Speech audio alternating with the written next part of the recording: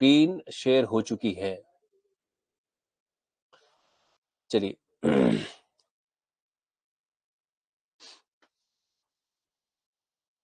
तो आपके सामने एक, जैसा आपको दिख रहा होगा, एक जो है वो पीपीटी टाइप है एक, और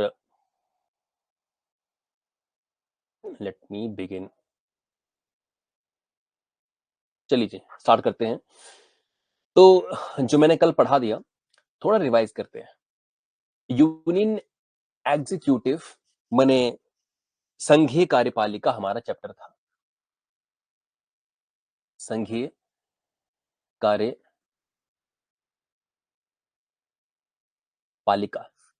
देखो, कार्यपालिका क्या होती है? हमारे देश में ना 3 तरह का जो हमारा संविधान है, अंडरस्टैंड कीजिए, हमारा संविधान, हमारा कॉन्स्टिट्यूशन 3 तरह के स्तंभ की बात करता है। एक कहता है एग्जीक्यूटिव।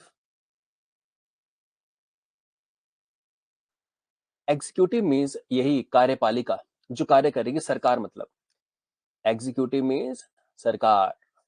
जैसे मोदी सरकार सेंटर में है, बीजेपी गवर्नमेंट जो भी कह लीजिए, केंद्र सरकार बोलते हैं उसको। दूसरा होता है जी पार्लियामेंट, जिसको हिंदी में कहते हैं संसद। और तीसरा होता है न्यायपालिका, मीन्स जुडिशरी।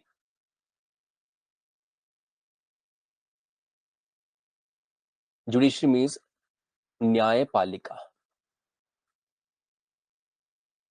तो ये 3 है स्तंभ हमारे, जिसमें से हम जिसकी बात कर रहे हैं वो है एग्जीक्यूटिव, मीन्स सरकार। इट मीन्स हम केंद्र सरकार की बात करने जा रहे हैं, या बात कर रहे हैं केंद्र सरकार की। हम लोग केंद्र सरकार की बात कर रहे हैं। तो चैप्टर का नाम है यूनियन एग्जीक्यूटिव, और इसमें हम राष्ट्रपति पढ़ने वाले हैं। बट थोड़ा जान लीजिए कि हमारे देश की सरकार किस तरह की है। हमारे देश में एक्चुअली संसदीय प्रणाली होती है। पार्लियामेंट्री फॉर्म मीन्स संसदीय प्रणाली। तो हमारे देश में संसदीय प्रणाली है। इसका मतलब क्या है? इसका मतलब समझिए आप, कि अगर आपको पॉलिटी की कोई जानकारी नहीं है, मान लीजिए, तो भी आप 18 साल से ऊपर होंगे, मेरा विश्वास है, और आपको वोट देते हैं, आपने वोट कभी दिया होगा, अगर नहीं भी दिया वोट, तो भी आपको जानकारी होगी कि वोट दिया जाता है और चुनाव होते हैं, है ना? चुनाव 2 तरह के होते हैं जी। एक होते हैं राज्य के चुनाव, जैसे हिमाचल प्रदेश में चुनाव हुए, और कांग्रेस गवर्नमेंट यहाँ जीत के आई है, और सुखविंदर सिंह सुक्खू जो है यहाँ के मुख्यमंत्री हैं। एक चुनाव होता है केंद्र का, और केंद्र के चुनाव के लिए चुनाव होकर केंद्र की सरकार बनती है। जैसे हमारे इंडिया लेवल पे गवर्नमेंट बनती है, पूरे देश की सरकार होती है, और इसमें वो सरकार बीजेपी की है, और उस सरकार के मुखिया है नरेंद्र मोदी, जो पीएम होते हैं। राज्य में सरकार के मुखिया होते हैं सीएम, और केंद्र में सरकार के मुखिया होते हैं पीएम, राइट? अब इसमें हमने कोई और थोड़ी और बातें ऐड करनी है, वो ये है कि राज्य में जब चुनाव होते हैं तो हम चुनते हैं एमएलए को, ठीक है जी। इसको बोलते हैं हिंदी में विधायक, या का विधायक होता है। और केंद्र सरकार के जब चुनाव होते हैं तो हम चुनते हैं एमपी को, इसे बोलते हैं मेंबर ऑफ पार्लियामेंट, अर्थात सांसद, हिंदी में कहते हैं सांसद। हम इनको चुनते हैं। जो भी मैं बातें कह रहा हूं बस लिखते जाना, किताब में आपको इतनी जानकारियां नहीं मिलेंगी। बहुत अधिक स्टडी करने के बाद ये सारी चीजें मैं इकट्ठा कर पाया हूं। तो मैं कोशिश करूंगा, मैं आप सॉरी आप कोशिश करिए कि आप ये सारी बातें जो मैं लिख रहा हूं, जैसे मैंने चार्ट बनाया, चार्ट वैसे बना देना है, और जो बातें मैं कह रहा हूं लिखते जाना है। बढ़िया से नोट्स बने, एक बार ढंग के नोट्स बन जाएंगे, आपका एग्जाम ऑटोमेटिक क्लियर होगा। आपके पास ढंग के नोट्स और ढंग की जानकारी होगी तो किताबें पढ़ने से एग्जाम नहीं निकलते। आप कोई बुक उठा लो, इसके अंदर बातें कही गई हैं, वो सफिशिएंट नहीं होती हैं। और तभी तो हम आप आपस में इंटरेक्ट कर रहे हैं। आप क्लासेस करने क्यों आए ऑनलाइन? बिकॉज आपको लग रहा है कि नहीं, बुक्स के अंदर उतना सफिशिएंट मटेरियल नहीं है, और वो सफिशिएंट मटेरियल हम प्रोवाइड करेंगे। तो देखिए, एमपी का चुनाव हुआ, एमपी सांसद, तो सांसद कहाँ बैठता है? संसद में, ठीक है जी। और अपना जो भी विधायक एमएलए वो कहाँ बैठता है? विधान सभा में, है ना? आपको शायद इस बात की जानकारी होगी, विधान सभा में बैठता है विधायक और संसद में सांसद।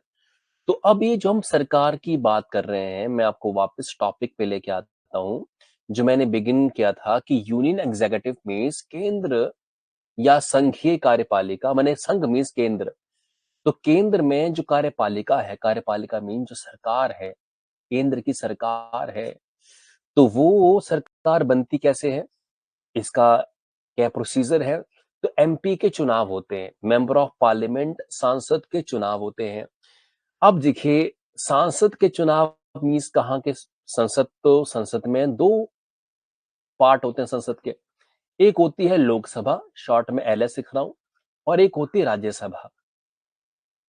फिलहाल कंफ्यूज मत होना, लोकसभा के चुनाव होते हैं, लोग डायरेक्टली वोट करते हैं लोकसभा के सांसद के लिए, लोकसभा के एमपी के लिए लोग वोट करते हैं, हम लोग वोट करेंगे। जैसे 2024 में चुनाव आ रहा है केंद्र सरकार के लिए, तो संसद का जो निचला सदन है इसको बोलते हैं लोकसभा, इसका चुनाव होने जा रहा है। इट मीन्स सांसद संसद का चुनाव जब होगा, हम एमपी चुनेंगे चंबा कांगड़ा वाले एक। अभी किशन कपूर जी इस समय हमारे सांसद हैं, एमपी हैं, और दोबारा चुनाव होगा तो देखते हैं कौन बनता है। बट एक बात तो साफ है कि हम जब उनको चुनते हैं तो वो कहाँ जाते हैं? संसद में। सांसद एमपी, मैं यहाँ सर्कल कर रहा हूँ, सर्कल, इसको देखिए, एमपी को हम जब चुनते हैं तो कहाँ जाता है वो? संसद में। दिल्ली में संसद है, पार्लियामेंट दिल्ली के अंदर है, सरकार केंद्र की दिल्ली में रहती है, ये वहां जाएगा। फिर होता क्या है ना, संसद में जिसके पास बहुमत हो, जिस पार्टी के पास बहुमत हो, मेजॉरिटी हो, फिर उसी का लीडर बनता है देश का प्रधानमंत्री। तो ये हुआ parliamentary form of government, means संसदीय प्रणाली जिसके तहत सरकार बनाई जाती है। ठीक है जी। अब इसमें देखिए दो बातें हैं, जैसे ये आगे डैश लगाए, लाइन लगी हुई ना यहाँ पे, तो एक है नॉमिनल एग्जीक्यूटिव। एग्जीक्यूटिव क्या होता है? सरकार। नॉमिनल मीन जो सिर्फ दिखाने के लिए बनाई गई है, और एक होती है रियल एग्जीक्यूटिव, माने जो असल में सरकार है। ठीक है जी। जो नॉमिनल होता है, जो दिखाने मात्र में होता है, वो राष्ट्रपति होते हैं। यूं तो राष्ट्रपति सरकार के मुखिया हैं, पर नाम मात्र है। नॉमिनल मीन्स एक तरह से नाम मात्र, नाम मात्र, क्योंकि बोलने को है, पावर इनके पास कुछ नहीं है, देखा जाए तो कोई पावर नहीं है, पावर बहुत ही कम है। मगर ये देश के मुखिया होते हैं, हेड ऑफ स्टेट बोलते हैं उनको, हेड ऑफ स्टेट, देश के मुखिया। ये मैं कल बातें कह चुका हूं, पर फिर भी रिपीट कर रहा हूं, क्योंकि ये कई बार बातें आपको नहीं समझ आई होंगी, तो मैं रिपीट कर रहा हूं। तो ये हेड ऑफ स्टेट है, देश के मुखिया हैं। अब रियल एग्जीक्यूटिव मीन जो रियल में सरकार है का मुखिया है, वो होता है प्रधानमंत्री, head of the government. Real में सरकार का मुखिया प्रधानमंत्री होता है। और प्रधानमंत्री अकेले सारा काम नहीं करता, उनके पास काउंसिल ऑफ मिनिस्टर्स होते हैं। Council means ministers, council of minister means मंत्रिमंडल। इनके पास मंत्रिमंडल होता है। जैसे प्रधानमंत्री मोदी हैं, तो उनके मिनिस्टर्स होते हैं, मंत्री होते हैं, शिक्षा मंत्री, कोई स्वास्थ्य मंत्री, कोई विदेश मंत्री, कोई रक्षा मंत्री, राइट? ऐसे से मंत्रियों की पूरी फहरिस्त होती है। ये मंत्री उनके अंडर काम करते हैं। ठीक है जी। सही ना? तो ये कुछ ही जानकारी आपको यहाँ से प्राप्त हुई है। आई एम श्योर कि आपको मेरी बातें समझ आई होंगी। अगर आपको डिटेलिंग में जानना है ना, तो इस तरीके से पढ़ो आप।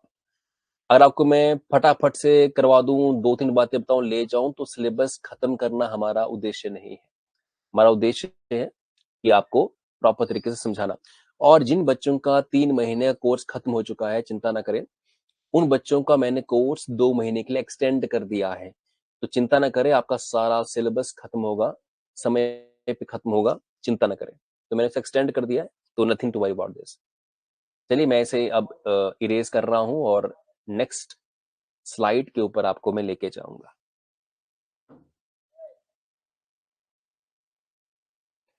जैसे मैंने कल कहा था राष्ट्रपति के बारे में, प्रेसिडेंट ऑफ इंडिया के बारे में, कि आर्टिकल 52 अनुच्छेद, आर्टिकल होता है अनुच्छेद, जो हमारा संविधान है ना, उसमें अनुच्छेद पाए जाते हैं, अनुच्छेद होते हैं। जैसे आपका कोई एक बुक होता है, तो उस बुक के अंदर आपने देखा होगा कि उस बुक में चैप्टर होते हैं, चैप्टर को हम भाग बोल देंगे, यहाँ पार्ट होते हैं। उसके बाद ना उसमें जैसे 5वां चैप्टर है तो 5.5 पे कोई एक बात कही है, 5.2 आपने अगर फिजिक्स केमिस्ट्री पढ़ी है कभी तो ज्यादातर साइंस में ऐसा पाया गया है। 5.3 पे डिफरेंट टॉपिक होगा, 5.5 पे डिफरेंट टॉपिक होगा, ऐसे ऐसे ऐसे। तो जिस जैसे बुक के अंदर डिफरेंट डिफरेंट टॉपिक बनाए होते हैं, ऐसे वैसे ही देश का जो संविधान है, देश का जो कॉन्स्टिट्यूशन है, उसको भी ऐसे ऐसे बांटा हुआ है। तो हमारे संविधान में जब देश का संविधान बना 26 जनवरी 1950 को, तो हमारे देश के संविधान में 395 आर्टिकल्स थे, उस समय पे अनुच्छेद थे, जब जाके 460 कुछ 8 के आसपास लगभग हैं। अभी आर्टिकल की संख्या ये है, तब ये थी। और ये भी टेम्परेरी है, क्योंकि कभी भी से सरकार नए कोई आर्टिकल ला देती है या पुरानों को खत्म कर देती है, तो ये संख्या ऊपर नीचे होती रहती है। तो ये संख्या इंपॉर्टेंट नहीं है, संख्या ये इंपॉर्टेंट है कि जब 26 जनवरी 1950 को देश का संविधान बन के तैयार हुआ था, तो उस समय हमारे देश में जो कॉन्स्टिट्यूशन था उसमें आर्टिकल्स कितने थे? 395। उनमें से एक आर्टिकल 52 है, जो कहता है कि देश में राष्ट्रपति का पद होना चाहिए, राष्ट्रपति का औहदा होना चाहिए।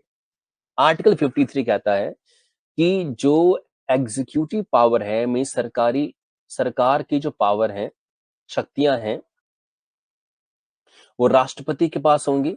माने सरकार बोलने को राष्ट्रपति सरकार के मुखिया होंगे, मगर उन पावर का इस्तेमाल कौन करेगा? मिनिस्टर्स, राइट, या प्राइम मिनिस्टर उन पावर का इस्तेमाल करेंगे। And shall be exercised by him either directly और थ्रू ऑफिसर्स माने ministers subordinate to him in accordings with the constitution. यानी क्या बोलने चाह रहे हैं इसके अंदर कि प्रेसिडेंट माने राष्ट्रपति यूं तो सरकार के हेड हैं, वैसे देश के हेड होते हैं, हेड ऑफ गवर्नमेंट प्रधानमंत्री होते हैं, इन्हें हेड ऑफ स्टेट कहते हैं। पर सरकार के भी मुखिया बोलने को ये हैं, रियल में प्रधानमंत्री होते हैं। बोलने को कैसे? क्योंकि जो भी सरकार है केंद्र में, तो जो भी वो निर्णय लेती है, वो राष्ट्रपति के नाम से ही लिए जाते हैं निर्णय सारे। निर्णय लेते हैं कौन? मिनिस्टर्स और प्राइम मिनिस्टर, मगर किन के नाम पे लिए जाते हैं? राष्ट्रपति के नाम पे। उदाहरण के लिए जैसे एग्जांपल देता हूँ, जैसे आपके दादाजी हैं, राइट, आपके ग्रैंडफादर हैं, और एक आपके पापा जी हैं, आपके फादर हैं। जब दादाजी नेचुरली बूढ़े हो चुके होंगे और आपके पापा निर्णय तो वही लेते होंगे शायद, क्योंकि पैट्रियार्कल सोसाइटी है तो फीमेल को इतना इन्वॉल्व नहीं किया जाता, उस कारण मैं ग्रैंडफादर और फादर कह रहा हूँ। जैसे फादर हैं, इनको ये निर्णय लेंगे, निर्णय तो ये लेंगे, मगर नाम किनका होगा? इनका होगा। जैसे कहीं पे भी मान लो किसकी शादी में 5,000 रुपए सपोज करिए जो है वो एज अ गिफ्ट आपने देना है, ठीक है, 5,000 रुपए या 5,001 रुपए देने हैं, दिए सपोज आपने आपके फादर ने होंगे, पर नाम आपके वहां पे आपके ग्रैंडफादर का लिखवाया जाएगा। तो बोलने को तो इनका नाम लिखवाया जा रहा है, इनके नाम पर रसीद कट रही है वहां पे शादी में कि इनका नाम लिखो जी। जैसे पापा का नाम है मान लो रमेश कुमार, और दादा का नाम है जी राम सिंह, राइट। तो राम सिंह जी के नाम पे ये पैसा जो शादी में शगुन के तौर पे दिए गए ना, शगुन के तौर पे, तो नाम उनका लिखा जाएगा। मगर 5,000 देना है कि 3,000 देना है कि 2,000 देना है कि 10 रुपए ही देने हैं, डिसाइड कौन करता है? कि मान लो आपके पापा डिसाइड कर रहे हैं। तो रियल पावर कौन हुई? आपके पापा के पास, और ये आपके जो दादा हैं, वो नाम तो यहाँ उनका लिया जा रहा है, मगर उनके पास वो शक्ति नहीं है कि वो डिसाइड करें यहाँ पे। यही हाल है देश में हमारे राष्ट्रपति का। जैसे राष्ट्रपति हमारे दादाजी हैं, चुपचाप बैठे रहते हैं, है सीनियर वो फैमिली के, है सबसे बड़े, मगर जो पावर है वो आपके जैसे पापा के पास है। वैसे वैसा यहाँ पे हाल है। आई होप आपको ये मेरी बात समझ आई होगी। अब आपको मैं आगे लेके जाता हूँ। सेकंड, प्रेसिडेंट को मैंने कहा नॉमिनल हेड है। नॉमिनल मीन्स, हेड मीन्स मुखिया, नॉमिनल मीन्स सिंपली नाम के, सिर्फ नाम के मुखिया हैं। नाम के मुखिया हैं, असल में मुखिया कौन है देश की सरकार का? प्रधानमंत्री है मुखिया। इनकी जो भी डेमोक्रेसी में, लोकतंत्र में, भारत एक लोकतांत्रिक देश है, तो लोकतांत्रिक देश में जो भी चुन के आएगा भाई पावर तो उसके पास होगी, जो भी चुन के आएगा, और जो चुन के नहीं आएगा पावर उसके पास होगी ही नहीं। तो राष्ट्रपति जनता के द्वारा चुन के नहीं आते हैं डायरेक्टली, इस कारण से इनके पास पावर नहीं होती। जिन भी देश में राष्ट्रपति का ओहदा होता है और वो चुन के नहीं आता जनता से, वो पावरलेस ही होता है। पर जिन देशों में राष्ट्रपति चुन के आते हैं, जैसे अमेरिका है, अमेरिका में राष्ट्रपति चुन के आते हैं, तो वो पावरफुल होते हैं। अमेरिका में पीएम नहीं होते, प्रधानमंत्री नहीं होते, वहां पे सिर्फ राष्ट्रपति होते हैं और उनके नीचे सेक्रेटरीज या फिर सचिव होते हैं। All the executive and other powers are vested in the president, but they are exercised by the council of ministers headed by the prime minister। मैंने वही बात कह दी ना, मैंने जो भी फैसले हैं सरकार के वो राष्ट्रपति के नाम पे लिए जाएंगे। जैसे आपके दादा और आपके पापा का एग्जांपल दिया ना मैंने, कि सारे फैसले नाम उनका होगा, पर डिसीजन या फैसले कौन लेगा? प्रधानमंत्री और उनके मंत्रीगण डिसीजन लेंगे। तो पावर किसके पास हुई फिर? प्रधानमंत्री के पास पावर हुई, है ना। राष्ट्रपति तो खाली उनके नाम पे डिसीजन लिए जा रहे हैं कि हाँ राष्ट्रपति ने ये डिसीजन, माने ये नहीं कि डिसीजन राष्ट्रपति ले रहे हैं, सरकारी फैसले कोई भी होते हैं, सरकारी डिसीजन कोई कुछ भी होता है, वो राष्ट्रपति के नाम पे ही लिया जाता है। तो लेता प्रधानमंत्री है, बस कागजी कार्रवाई होती है कि अच्छा राष्ट्रपति के साइन उसमें हो गए और बात खत्म है। President is bound to act on the advice of the PM and the Council of Ministers। मने राष्ट्रपति ऐसा नहीं है कि कोई कुछ भी मन करा तो वो बोल देंगे, कुछ भी मन करा काम कर देंगे, उनको फ्रीडम है ही नहीं। राष्ट्रपति को अपने मन से कोई भी काम करने की आजादी नहीं है। वो सिर्फ बाथरूम जा सकते हैं अपनी मर्जी से, बाकी कोई काम नहीं कर सकते हैं। ये मैं मजाक कर रहा हूँ, मगर फिर भी राष्ट्रपति के पास कोई ऐसी पावर नहीं, कोई फ्रीडम नहीं है कि वो कोई भी निर्णय ले सके। उनके पास अथॉरिटी नहीं है, पावर ही नहीं है, पावरलेस है, रबर स्टैंप है राष्ट्रपति हमारे देश के। वैसे सम्माननीय पद है, हमें उनकी इंसल्ट नहीं करनी चाहिए, मगर चूंकि हम पढ़ा रहे हैं आपको, तो रियलिटी बताना जरूरी है कि राष्ट्रपति पावरलेस होते हैं, कोई पावर उनके पास नहीं है। It means president is bound to act on the advice of the PM, means प्रधानमंत्री की एडवाइस पे, राय पे ही, उनको मशवरे पे काम करना पड़ेगा, और अपनी तरफ से कोई निर्णय वो ले नहीं सकते हैं। ठीक है, नहीं है? तो इसलिए वो पीएम की एडवाइस पे ही काम करते हैं या मंत्रियों की एडवाइस पे काम करते हैं। मंत्री बस कागजी है, लिखा है कि मंत्रियों की सलाह पे काम करते हैं। मंत्री कुछ नहीं है। पीएम जो बोलते हैं करना पड़ता है राष्ट्रपति को। बट हाँ, अगर आप एग्जाम में आए तो आपने लिखना क्या है कि president acts on the advice of PM या फिर काउंसिल ऑफ मिनिस्टर्स। मंत्रिमंडल के निर्णय को मानना पड़ता है किसको? राष्ट्रपति को। मैं लिख देता हूं यहाँ पे कि मंत्री मंडल, मैंने काउंसिल ऑफ मिनिस्टर्स के निर्णय को मानना पड़ता है। ये नहीं कि राष्ट्रपति कहें कि नहीं मैं ऐसे नहीं मानूंगा, उनके पास पावर ही नहीं है ऐसी रिफ्यूज करने की। जो भी निर्णय होगा इनका, काउंसिल ऑफ मिनिस्टर्स का, मंत्रिमंडल का, उन्हें वह स्वीकार करना ही पड़ेगा, कुछ नहीं कर सकते हैं।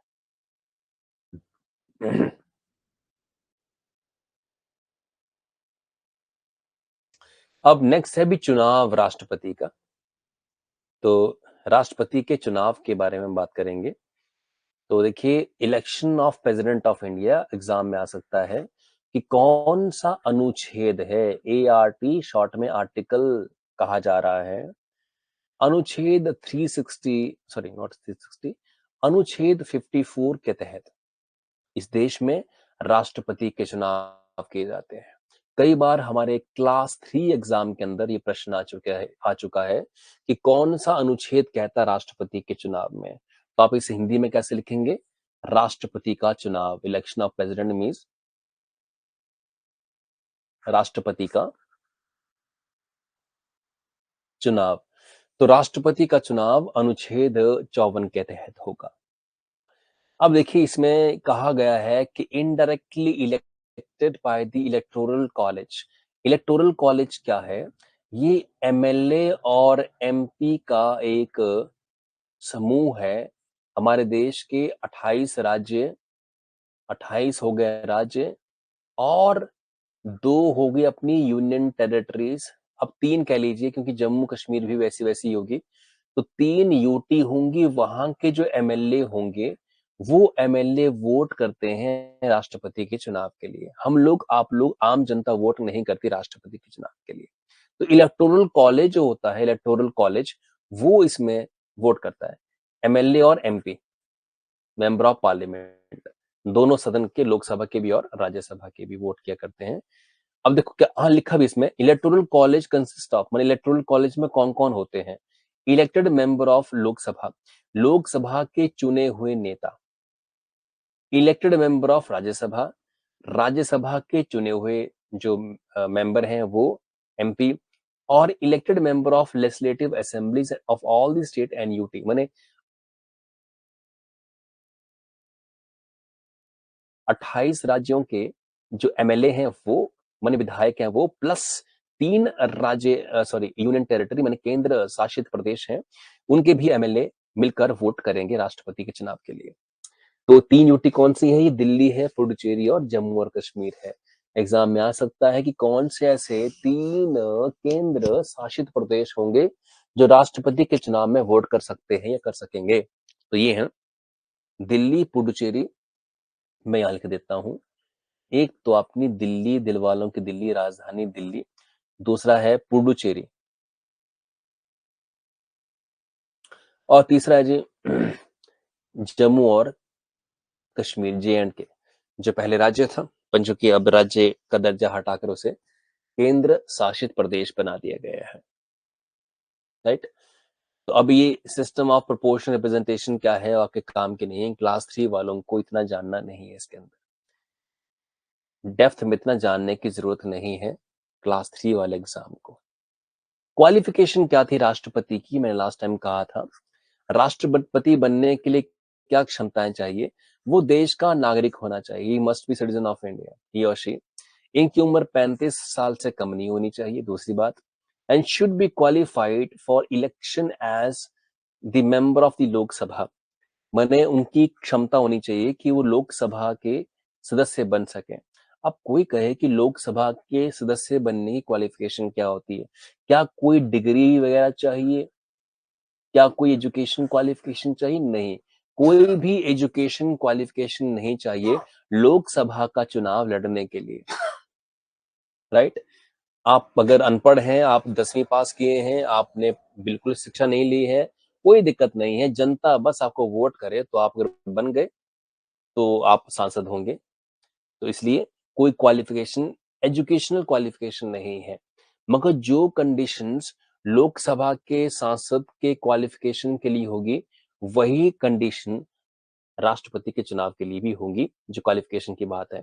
तो फिलहाल क्वालिफिकेशन कोई है नहीं, बस कोई ऐसा नहीं हो कि आप जो है, जैसे मान लो किसी ने कोई संगीन जुर्म कर लिया, मर्डर कर दिया, कुछ कर दिया, और उन्हें 2 साल से ज्यादा साल की सजा मिल चुकी है और 2 साल बाद जेल से बाहर आए हैं, तो उनको अगले 6 साल तक के लिए लोकसभा चुनाव लड़ने की परमिशन नहीं मिलेगी। चूंकि वो लोकसभा का चुनाव नहीं लड़ पा रहे हैं, तो ये शर्त फिर वो क्वालिफाई नहीं कर पाते कि वो लोकसभा का मेंबर अब नहीं बन पाएंगे 6 साल के लिए, तो फिर वो राष्ट्रपति के चुनाव के लिए भी खड़े नहीं हो सकते हैं। तो जो शर्त लोकसभा के चुनाव लड़ने के लिए होगी, वही शर्त राष्ट्रपति के चुनाव लड़ने की भी होगी। इसका मतलब ये था। Should not hold any office of profit, इसका मतलब क्या है? ऑफिस ऑफ प्रॉफिट मतलब लाभ का पद। राष्ट्रपति का चुनाव लड़ने के लिए आपके पास कोई भी लाभ का पद नहीं होना चाहिए। तो लाभ का पद समझे, लाभ का पद क्या होता है? लाभ का पद मतलब, ये एक सेकंड, लाभ का पद मतलब कोई भी सरकारी औहदा आपके पास ना हो। आप आईएएस आईपीएस हैं, आप एचएस अधिकारी हैं, आप क्लर्क, बाबू, teacher, lecture, professor, doctor, engineer हैं, कुछ भी हैं, आप अगर सरकार के अंडर काम कर रहे हैं, सरकार से सैलरी लेते हैं, सरकार से फैसिलिटी लेते हैं, सरकारी नौकर आप हैं, तो आपको नौकरी छोड़नी पड़ेगी। पहले नौकरी छोड़नी पड़ेगी, फिर जाके आप राष्ट्रपति का चुनाव लड़ सकते हैं। पास है कि नहीं है? तो राष्ट्रपति का चुनाव लड़ने के लिए आपके पास कोई भी ऑफिस ऑफ प्रॉफिट नहीं होना चाहिए।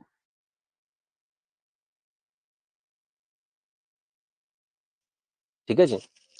तो राष्ट्रपति का चुनाव लड़ने के लिए कोई भी ऑफिस ऑफ प्रॉफिट नहीं होना चाहिए।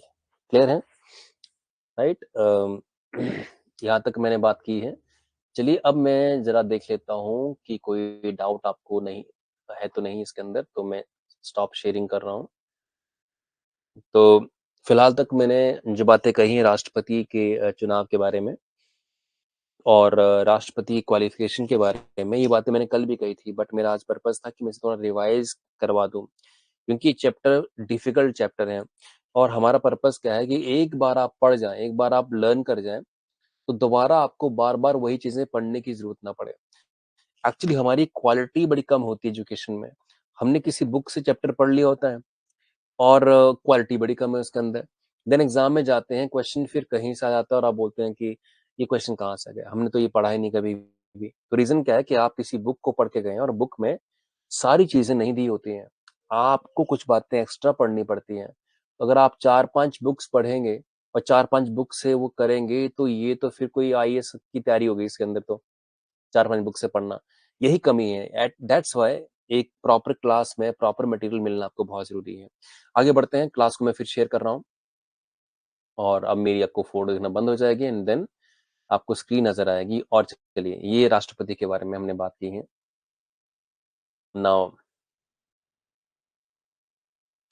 टेन्योर माने राष्ट्रपति का कार्यकाल कितने साल का होता है? जो राष्ट्रपति का कार्यकाल है वो कितने साल का होता है? Elected for 5 years. राष्ट्रपति 5 साल के लिए चुने जाते हैं, 5 साल के लिए। ठीक है जी?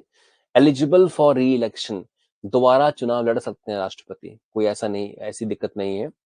मे resign before the expiry of his term, माने 5 साल से पहले, क्योंकि उनका जो टर्म है, उनका जो समय है, वो तो 5 साल तक चलता है। उससे पहले चाहें तो रिजाइन दे सकते हैं। अगर रिजाइन देना चाहें, इस्तीफा देना चाहें, तो किसको देंगे? उपराष्ट्रपति, वाइस प्रेसिडेंट मीन्स उपराष्ट्रपति को देंगे। तो वाइस प्रेसिडेंट, उपराष्ट्रपति को ये इस्तीफा दे सकते हैं। Who is required to communicate it to the speaker of Lok Sabha, माने who is required to communicate it to the speaker of Lok Sabha.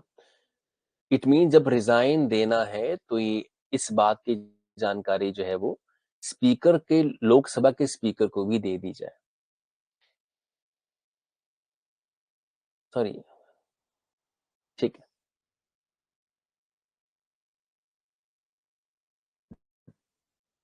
सारी बातें लिखनी है आपने, बस मोटी मोटी बात लिखनी है। अब ओथ जो है ना, ओथ मीन शपथ। राष्ट्रपति जब शपथ लेंगे तो कैसे ली जाएगी? Chief justice administers the oath of office to the president.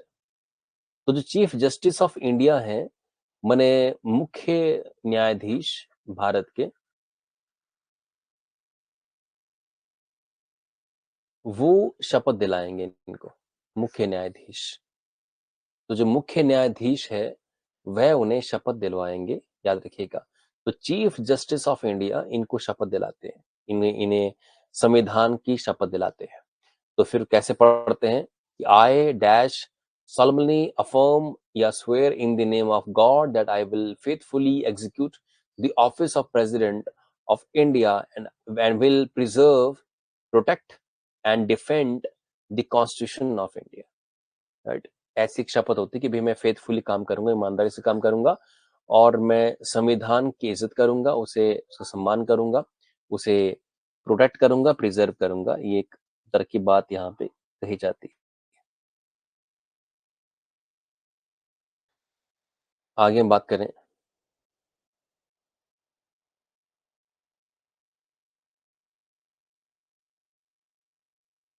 Impeachment stage 2 की बात करेंगे। It can be initiated by not less than 1/4 of the total membership of any house. Impeachment होता है महाभियोग। राष्ट्रपति को निकालना है, महाभियोग करना है, इम्पीच मीन्स महाभियोग। तो जब भी राष्ट्रपति को निकालना है, तो किसी भी सदन, कोई भी हाउस है, लोकसभा है या राज्यसभा है, तो वहां से कम 1/4 सदस्य की सपोर्ट चाहिए। 1/4 सदस्य की कम से कम वहां से क्या चाहिए होंगी, सपोर्ट चाहिए होंगी। कम से कम ये कंडीशन है कि 1/4 टोटल मेंबरशिप का जो है वो सपोर्ट चाहिए होगा। दूसरी बात जो है वो, जो मेंबर है उनको 14 डेज का नोटिस राष्ट्रपति को देना पड़ता है कि भाई देखो हम आपको निकालने वाले हैं, तो अपनी तैयारी वारी कर लो, आप कोई वकील वगैरह कर लो जो आपको डिफेंड कर सके, अच्छा कोई लॉयर जो है वो जो आपको डिफेंड कर सके, मैंने आपके पक्ष में बात कह सके। तो 14 दिन का समय दिया जाता है। ये क्वेश्चन कई बार एग्जाम में आ चुका है कि जब राष्ट्रपति को उनके पद से निकाला जाता है महाभियोग के जरिए, जब राष्ट्रपति को महाभियोग के जरिए पद से निकाला जाता है, तो उनको कितने दिन का नोटिस दिया जाता है? तो उत्तर है 14 दिन का। और 14 दिन के बाद एक रेजोल्यूशन मीन्स एक प्रस्ताव जो है वो पास किया जाता है 2/3 मेंबर की सपोर्ट के साथ। तो ये भी काफी इंपॉर्टेंट बात है कि राष्ट्रपति को निकालने के लिए कितना बहुमत चाहिए। तो 2/3, 2/3 मेजोरिटी बोलते हैं इसको अंग्रेजी में, और 2/3 बहुमत कहेंगे आप इसे हिंदी में। तो 2/3 बहुमत मीन्स 2/3 मेजोरिटी चाहिए उन्हें उनके पद से बाहर निकालने के लिए। उन्हें उनके पद से बाहर निकालने के लिए 2/3 बहुमत चाहिए। ठीक है जी। तो ये बात हमने यहाँ से सीखी है, लर्न की है। अब इसमें क्या कह रहे हैं, जो इम्पीचमेंट होगी, महाभियोग होगा, स्टेज 2 मीन्स कि और बातें भी इसमें है। जैसे द प्रेसिडेंट में डिफेंड हिमसेल्फ, प्रेसिडेंट के ऊपर जो भी इल्जाम लगा है, जिस इल्जाम के कारण उनको निकाल रहे हैं, तो वो अपने आप को डिफेंड खुद भी कर सकते हैं, मतलब अपना पक्ष खुद भी रख सकते हैं, अपना पक्ष खुद भी रख सकते हैं, या किसी काउंसिल मीन्स वकील, इसको एडवोकेट कहेंगे आप, किसी वकील के थ्रू भी रख सकते हैं। If in the other house the charges are prove the present, माने जैसे ही राष्ट्रपति पर वो इल्जाम साबित हो जाएंगे, तो उन्हें पद से निकाल दिया जाता है। सच ए रेजोल्यूशन जस्ट 2/3 मेजोरिटी चाहिए, हम बात पहले कर चुके हैं।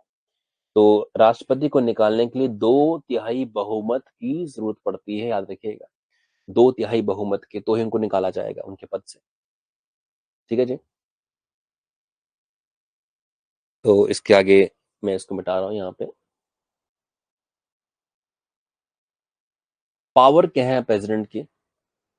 लेजिस्लेटिव पावर, लेजिस्लेटिव मीन्स कोई भी कानून बनेगा, लेजिस्लेटिव होता है कानून बनाने की शक्ति। तो कानून बनाने की शक्ति किसके पास है? राष्ट्रपति के पास। कैसे? कि कोई भी लॉ है, कोई भी कानून है, संसद से जब पारित होगा, संसद से पारित हो जाने के बाद, मैंने संसद ने उसको पास कर दिया, दोनों सदन ने, उसके बाद राष्ट्रपति के पास वो साइन होने के लिए जाता है। जब तक राष्ट्रपति इस पे साइन नहीं करेंगे, तब तक ये पास नहीं होगा, ये कानून नहीं बनेगा। तो कानून बनाने के लिए राष्ट्रपति की भूमिका है साइन करने की। दूसरा है एग्जीक्यूटिव पावर, माने एग्जीक्यूटिव में सरकारी पावर उनके पास क्या है? मोटे तौर पे सरकारी निर्णय कोई भी होगा, वो किनके नाम पर लिया जाता है? निर्णय, सरकारी निर्णय, सरकार का कोई भी फैसला जो होता है, सरकार का कोई भी फैसला राष्ट्रपति के नाम पे लिया जाता है। तो उनके पास एग्जीक्यूटिव मीन्स सरकार की पावर भी है।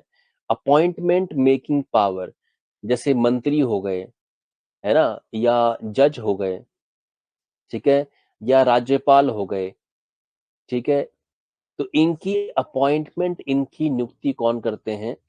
राष्ट्रपति करते हैं। मिलिट्री पावर, हमारे देश की जो मिलिट्री है, उस मिलिट्री के मुखिया कौन होते हैं? राष्ट्रपति होते हैं। तो उसके मुखिया जो हैं वो राष्ट्रपति होते हैं, मिलिट्री के मुखिया, राष्ट्रपति। डिप्लोमैटिक पावर्स, डिप्लोमैटिक समझते हैं ना डिप्लोमैटिक क्या होता है? मैं इसको थोड़ा-सा हटा देता हूँ। डिप्लोमैट्स क्या होते हैं? जैसे राजदूत टाइप, तो डिप्लोमैटिक पावर भी इनके पास होती है।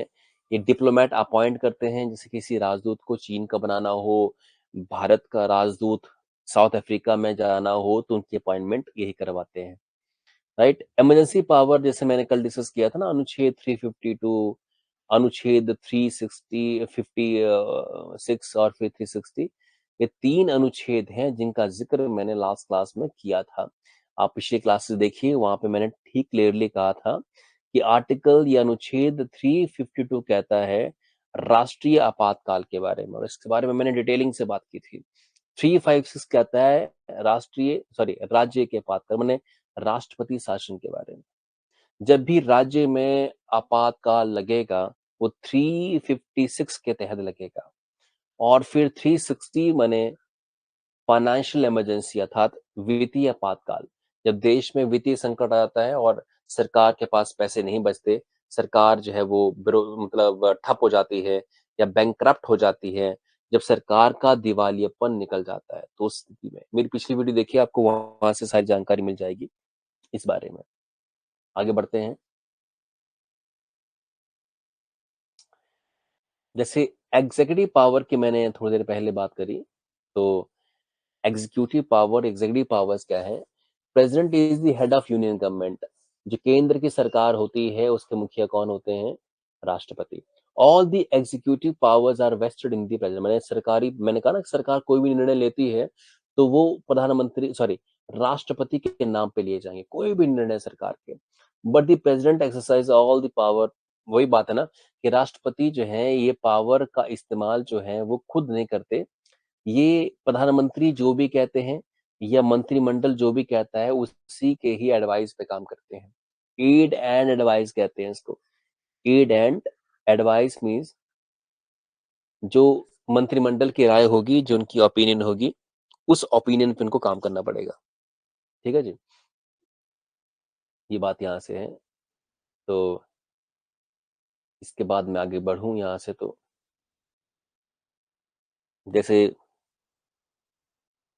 लेजिस्लेटिव पावर क्या है? लेजिस्लेटिव मीन्स कानून बनाने की पावर। तो ये हाउस को समन कर सकते हैं, रोक टाल सकते हैं और भंग भी कर सकते हैं सदन को। ठीक? जैसे हर साल नहीं, हर 5 साल के बाद जब चुनाव दोबारा आते हैं, तो जो संसद है, जो लोकसभा है, वो अपने आप डिसॉल्व हो जाती है, भंग हो जाती है। इससे पहले चाहें तो राष्ट्रपति लोकसभा को भंग करके सरकार को ध्वस्त कर सकते हैं, मगर ऐसा सरकार को ध्वस्त करना ये खुद पीएम के हाथ में है। माने पीएम कहेंगे तो ही राष्ट्रपति ऐसा करेंगे। और finally the nominate 12 member to Lok Sabha and 12 Rajya Sabha और 2 लोकसभा के लिए। राष्ट्रपति के पास पावर है कि वो 12 मेंबर को राज्यसभा के लिए कर सकते हैं नॉमिनेट, और 2 को कर सकते हैं लोकसभा के लिए, जो एंग्लो इंडियन होते थे, और आजकल ये बंद हो चुका है। अब ऐसा नहीं है, पहले करते थे ऐसे एंग्लो इंडियंस को। ठीक है जी। अब एंग्लो इंडियन क्या होते हैं? ऐसे इंडियन जो इंडिया में रह रहे हैं पर है उनका रूट ब्रिटेन का। जब 19 ब्रिटेन मीन्स अंग्रेज थे, वहां से आए हुए लंदन से, ब्रिटेन से। देखिए, जब 1947 में देश आजाद हुआ तो कई ऐसे अंग्रेज अधिकारी थे, अंग्रेज वर्कर थे, जिन्होंने कहा कि हमने बस यहीं रह जाना, हम यहीं रहना चाहते हैं, हम इंडिया छोड़ के नहीं जाएंगे, हमें इंडिया अच्छा लग रहा है। तो भारत ने उनको भी स्वीकार किया, और देखिए कितना बढ़िया काम करा कि उन लोगों के लिए जिन्होंने हमारे देश पर कुशासन किया, देश में लूट मचाई, गुलामी रखी देश के अंदर, उनमें जो अच्छे लोग थे, जो भारत में बसना चाहते थे, उनको गवर्नमेंट ने कहा कि कोई दिक्कत नहीं, आप यहाँ रहिए, कोई चिंता नहीं है, और इवन आपकी कम्युनिटी से 2 सदस्य हम नॉमिनेट भी करेंगे लोकसभा के लिए। कितनी बड़ी बात थी ये। पर चूंकि अब जो है वो इसकी जरूरत नहीं है, तो इसको खत्म कर दिया गया है। ठीक है जी। तो ये मैंने कुछ एक बातें आपको आज कही हैं। तो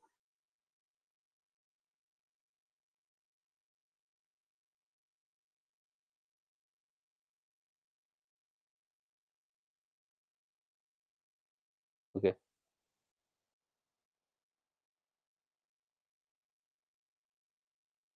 तो आज इतना ही। दूसरी क्लास के लिए वेट करें।